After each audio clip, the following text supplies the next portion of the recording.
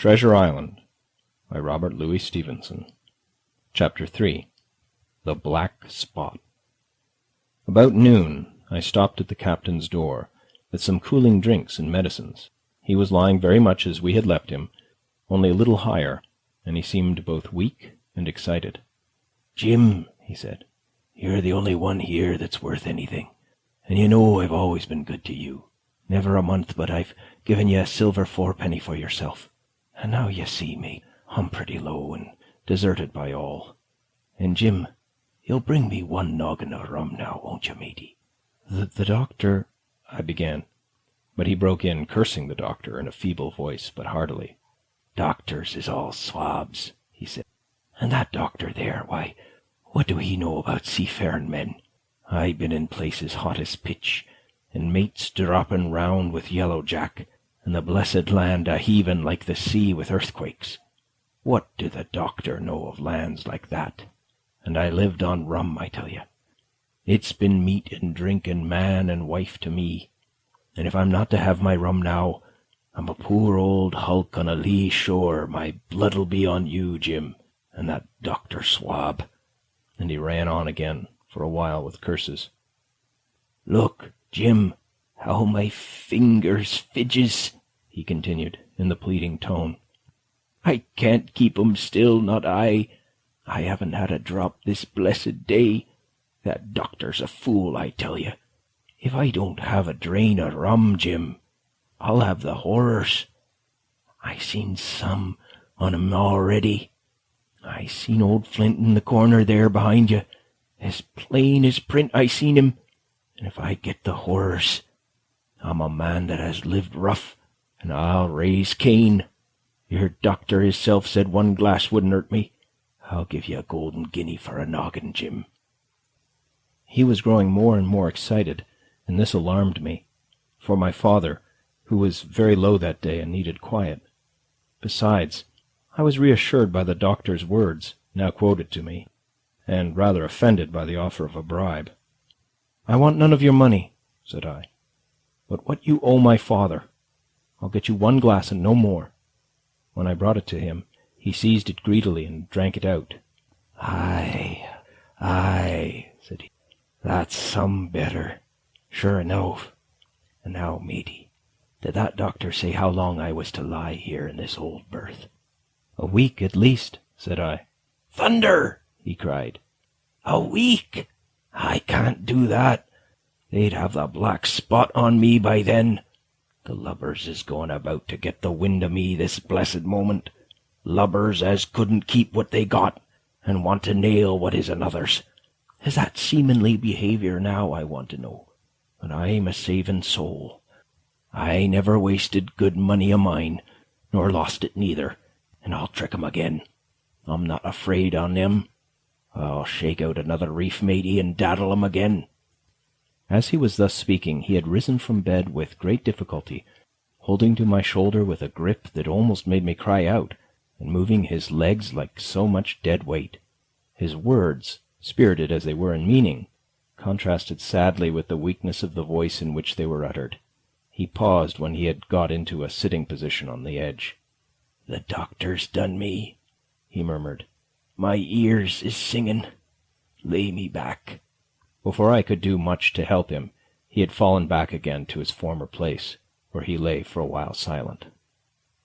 "Jim," he said at length, "you saw that seafaring man today?" "Black Dog?" I asked.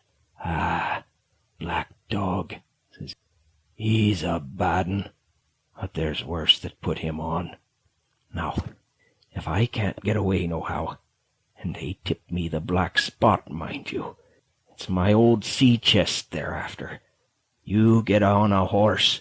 You can, can't you?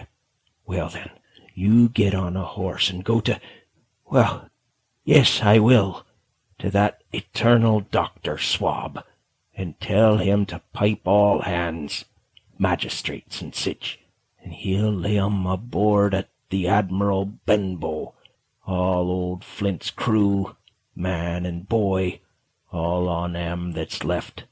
I was first mate, I was. Old Flint's first mate, and I'm the only one as knows the place. He gave it me at Savannah, when he lay a-dying, like as if I was to now, you see. But you won't peach unless they get the black spot on me, or unless you see that black dog again, or a seafaring man with one leg. Jim, him above all." "But what is the black spot, Captain?" I asked. "That's a summons, mate. I'll tell you if they get that. But you keep your weather eye open, Jim, and I'll share with you equals, upon my honor." He wandered a little longer, his voice growing weaker, but soon after I had given him his medicine, which he took like a child, with the remark, "If ever a seaman wanted drugs, it's me," he fell at last into a heavy, swoon-like sleep, in which I left him. What I should have done had all gone well, I do not know. Probably I should have told the whole story to the doctor, for I was in mortal fear lest the captain should repent of his confessions and make an end of me. But as things fell out, my poor father died quite suddenly that evening, which put all other matters on one side. Our natural distress, the visits of the neighbours, the arranging of the funeral, and all the work of the inn to be carried on in the meanwhile, kept me so busy that I had scarcely time to think of the captain, far less to be afraid of him. On the night before the funeral he was as drunk as ever, and it was shocking, in that house of mourning, to hear him singing away at his ugly old sea-song. But weak as he was, we were all in the fear of death for him, and the doctor was suddenly taken up with a case many miles away and was never near the house after my father's death. I have said the captain was weak, and indeed he seemed rather to grow weaker than regain his strength. He clambered up and down stairs, and went from the parlour to the bar and back again, and sometimes put his nose out of doors to smell the sea, holding on to the walls as he went for support, and breathing hard and fast, like a man on a steep mountain. He never particularly addressed me, and it is my belief he had as good as forgotten his confidences, but his temper was more flighty, and allowing for his bodily weakness, more violent than ever. He had an alarming way now when he was drunk of drawing his cutlass and laying it bare before him on the table. But with all that, he minded people less and seemed shut up in his own thoughts and rather wandering. Once, for instance, to our extreme wonder, he piped up to a different air, kind of country love song that he must have learned in his youth before he had begun to follow the sea.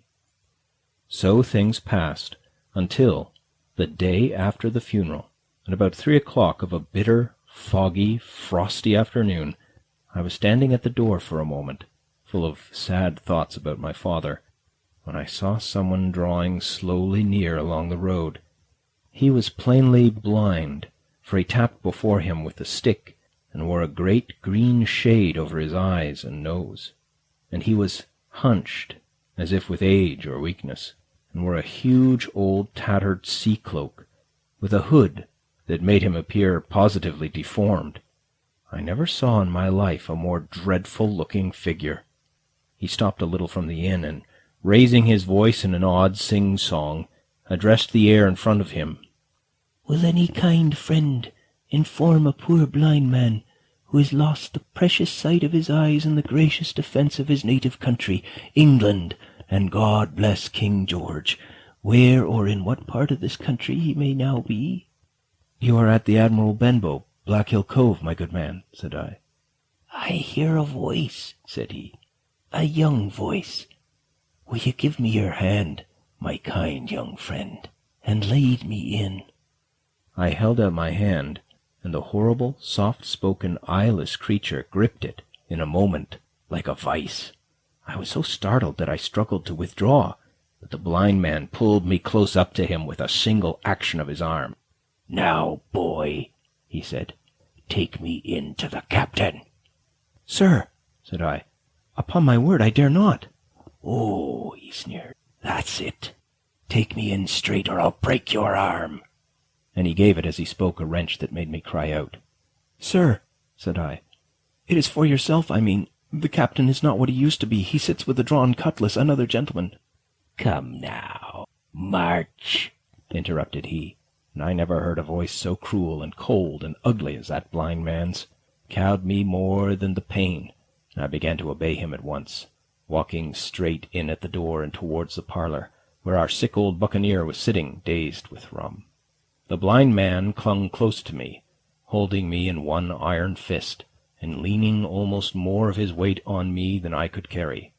"Lead me straight up to him, and when I'm in view, cry out, 'Here's a friend for you, Bill. If you don't, I'll do this.'" And with that he gave me a twitch that I thought would have made me faint. Between this and that I was so utterly terrified of the blind beggar that I forgot my terror of the captain, and as I opened the parlour door, cried out the words he had ordered in a trembling voice. The poor captain raised his eyes, and at one look the rum went out of him, and left him staring sober. The expression of his face was not so much of terror as of mortal sickness. He made a movement to rise, but I do not believe he had enough force left in his body. "Now, Bill, sit where you are," said the beggar. "If I can't see, I can hear a finger steering. Business is business. Hold out your left hand. Boy, take his left hand by the wrist and bring it near to my right." We both obeyed him to the letter, and I saw him pass something from the hollow of the hand that held his stick into the palm of the captain's, which closed upon it instantly. "And now that's done," said the blind man, and at the words he suddenly left hold of me, and with incredible accuracy and nimbleness skipped out of the parlour and into the road, where, as I still stood motionless, I could hear his stick go tap, tap, tapping into the distance. It was some time before either I or the captain seemed to gather our senses, but at length, and about at the same moment, I released his wrist, which I was still holding, and he drew in his hand and looked sharply into the palm. "10 o'clock," he cried. "6 hours. We'll do them yet." And he sprang to his feet. Even as he did so, he reeled, put his hand to his throat, stood swaying for a moment, and then, with a peculiar sound, fell from his whole height face foremost to the floor. I ran to him at once, calling to my mother, but haste was all in vain. The captain had been struck dead by thundering apoplexy. It is a curious thing to understand, for I had certainly never liked the man, though of late I had begun to pity him, but as soon as I saw that he was dead, I burst into a flood of tears. It was the second death I had known, and the sorrow of the first was still fresh in my heart. Chapter 4. The Sea Chest.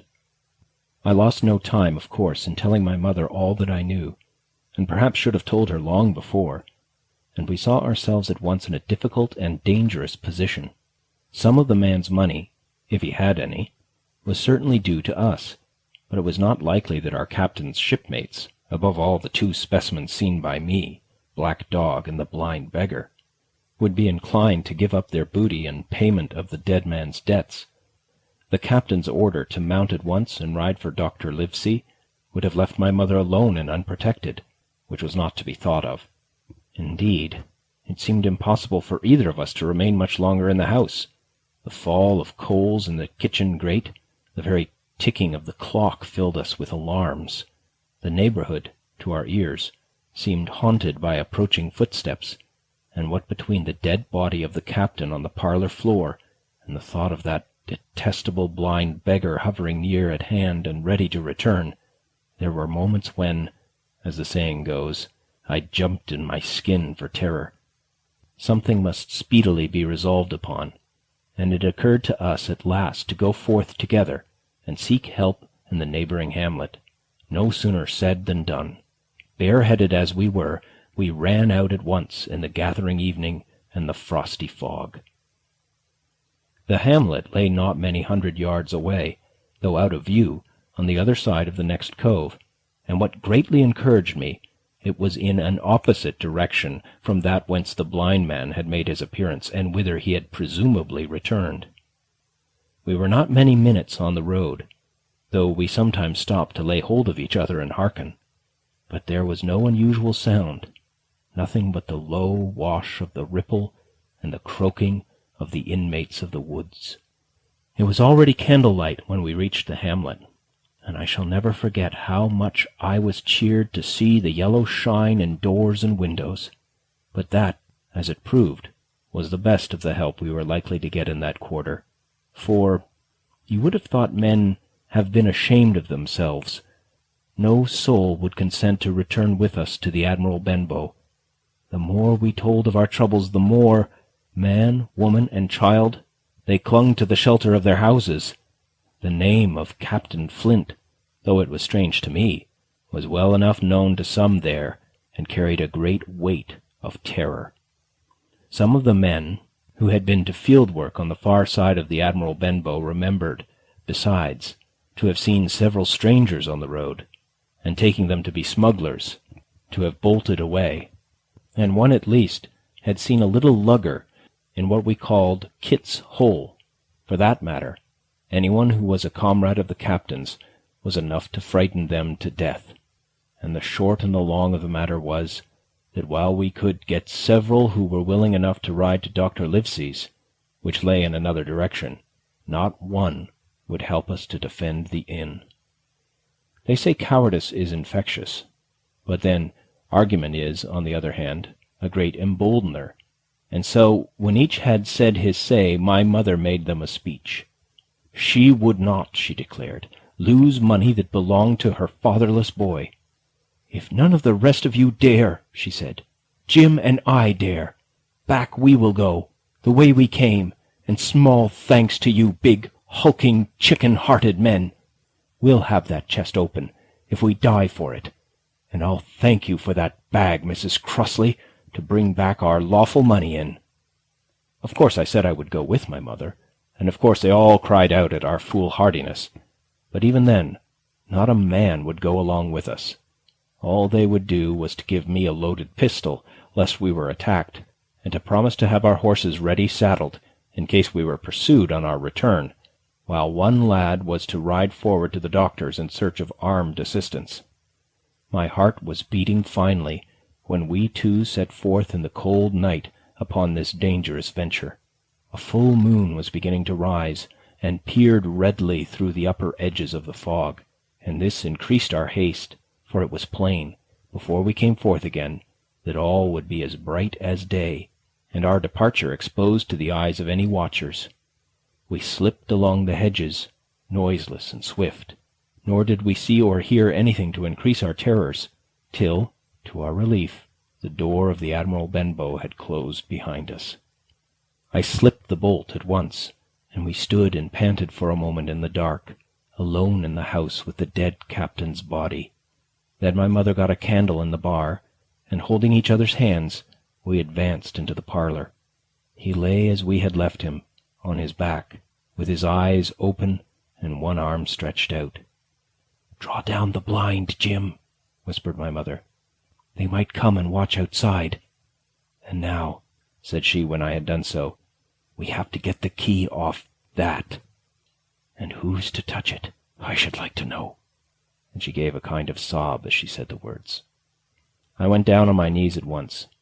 On the floor, close to his hand, there was a little round of paper, blackened on the one side. I could not doubt that this was the black spot, and taking it up, I found written on the other side, in a very good, clear hand, this short message: "You have till 10 tonight." "He had till 10, mother," said I, and just as I said it, our old clock began striking. This sudden noise startled us shockingly, but the news was good, for it was only 6. "Now, Jim," she said, "that key." I felt in his pockets, one after another, a few small coins, a thimble, and some thread and big needles, a piece of pigtail tobacco bitten away at the end, his gully with the crooked handle, a pocket compass, and a tinder-box were all that they contained, and I began to despair. "Perhaps it's round his neck," suggested my mother. Overcoming a strong repugnance, I tore open his shirt at the neck, and there, sure enough, hanging to a bit of tarry string, which I cut with his own gully, we found the key. At this triumph we were filled with hope, and hurried upstairs without delay to the little room where he had slept so long, and where his box had stood since the day of his arrival. It was like any other seaman's chest on the outside. The initial B burned on the top of it with a hot iron, and the corner somewhat smashed and broken as by long, rough usage. "Give me the key," said my mother, and though the lock was very stiff, she had turned it and thrown back the lid in a twinkling. A strong smell of tobacco and tar rose from the interior, but nothing was to be seen on the top except a suit of very good clothes, carefully brushed and folded. They had never been worn, my mother said. Under that the miscellany began: a quadrant, a tin cannikin, several sticks of tobacco, 2 brace of very handsome pistols, a piece of bar silver, an old Spanish watch, and some other trinkets of little value and mostly of foreign make, a pair of compasses mounted with brass, and 5 or 6 curious West Indian shells. I have often wondered since why he should have carried about these shells with him in his wandering, guilty, and hunted life. In the meantime, we had found nothing of any value but the silver and the trinkets, and neither of these were in our way. Underneath there was an old boat cloak, whitened with sea salt on many a harbour bar. My mother pulled it up with impatience, and there lay before us the last things in the chest: a bundle tied up in oilcloth and looking like papers, and a canvas bag that gave forth, at a touch, the jingle of gold. "I'll show these rogues that I'm an honest woman," said my mother. "I'll have my dues, and not a farthing over. Hold Mr. Crossley's bag." And she began to count over the amount of the captain's score from the sailor's bag into the one that I was holding. It was a long, difficult business, for the coins were of all countries and sizes, doubloons and louis d'ors, and guineas, and pieces of 8, and I know not what besides, all shaken together at random. The guineas, too, were about the scarcest, and it was with these only that my mother knew how to make her count. When we were about halfway through, I suddenly put my hand upon her arm, for I had heard, in the silent frosty air, a sound that brought my heart into my mouth, the tap, tap, tapping of the blind man's stick upon the frozen road. It drew nearer and nearer, while we sat holding our breath. Then it struck sharp on the inn door, and then we could hear the handle being turned and the bolt rattling as the wretched being tried to enter. And then there was a long time of silence, both within and without. At last the tapping recommenced, and to our indescribable joy and gratitude, died slowly away again until it ceased to be heard. "Mother," said I, "take the hold and let's be going," for I was sure the bolted door must have seemed suspicious and would bring the whole hornet's nest about our ears. Though how thankful I was that I had bolted it, none could tell who had never met that terrible blind man. But my mother, frightened as she was, would not consent to take a fraction more than was due to her, and was obstinately unwilling to be content with less. It was not yet 7, she said, by a long way. She knew her rights, and she would have them, and she was still arguing with me when a little low whistle sounded a good way off upon the hill. That was enough, and more than enough for both of us. "I'll take what I have," she said, jumping to her feet. "And I'll take this to square the count," said I, picking up the oilskin packet. Next moment we were both groping downstairs, leaving the candle by the empty chest. And the next we had opened the door and were in full retreat. We had not started a moment too soon. The fog was rapidly dispersing. Already the moon shone quite clear on the high ground on either side, and it was only in the exact bottom of the dell and round the tavern door that a thin veil still hung unbroken to conceal the first steps of our escape. Far less than half-way to the hamlet, very little beyond the bottom of the hill, we must come forth into the moonlight. Nor was this all, for the sound of several footsteps running came already to our ears, and as we looked back in their direction, a light, tossing to and fro and still rapidly advancing, showed that one of the newcomers carried a lantern. "My dear," said my mother suddenly, "take the money and run on. I'm going to faint." This was certainly the end for both of us, I thought. How I cursed the cowardice of the neighbors! How I blamed my poor mother for her honesty and her greed, for her past foolhardiness and present weakness! We were just at the little bridge, by good fortune, and I helped her, tottering as she was, to the edge of the bank, where, sure enough, she gave a sigh and fell on my shoulder. I do not know how I found the strength to do it at all, and I'm afraid it was roughly done, but I managed to drag her down the bank and a little way under the arch. Farther I could not move her, for the bridge was too low to let me do more than crawl below it, so there we had to stay, my mother almost entirely exposed, and both of us within earshot of the inn. End of chapter 4.